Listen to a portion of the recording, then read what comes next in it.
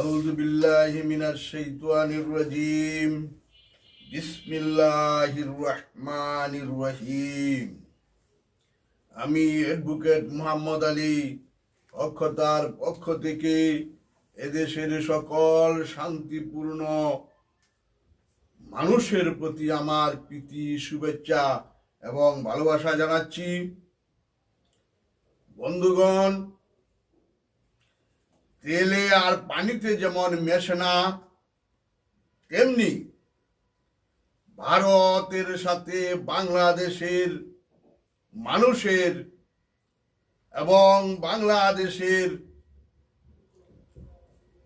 রাজনৈতিক অবস্থার সাথে ভারতের বর্তমান অবস্থা কখনোই আর মেলানো সম্ভব নয়। বন্ধুগণ, বাংলাদেশের অবিসংবাদিত নেত্রী বেগম খালেদা জিয়ার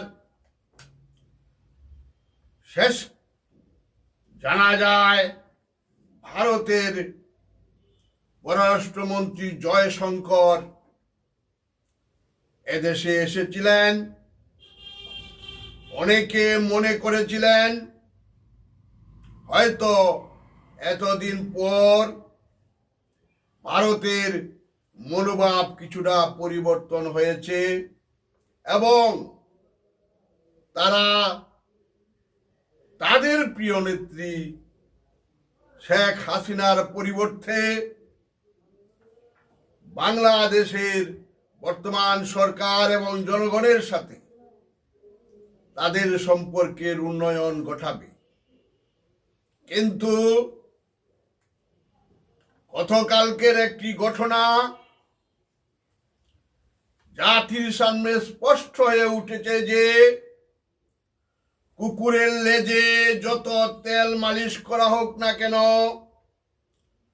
যত ভাবে টেনে ধরা হোক না কেন, ছেড়ে দেওয়ার পরেই তা আবার পুনরায় বেঁকে যায়।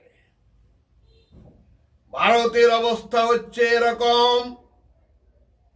ভারত তার বন্ধু শেখ হাসিনা মাধ্যমে বাংলাদেশ থেকে যে সমস্ত সুযোগ সুবিধা এতদিন যাবৎ ভোগ করে এসেছিল, সেই সুযোগ সুবিধা 24-এর গণ আন্দোলনের ফলে তাদের নেত্রী, কুখ্যাত নেত্রী, বাংলাদেশের জনগণের সাথে বিশ্বাসঘাতক শেখ হাসিনা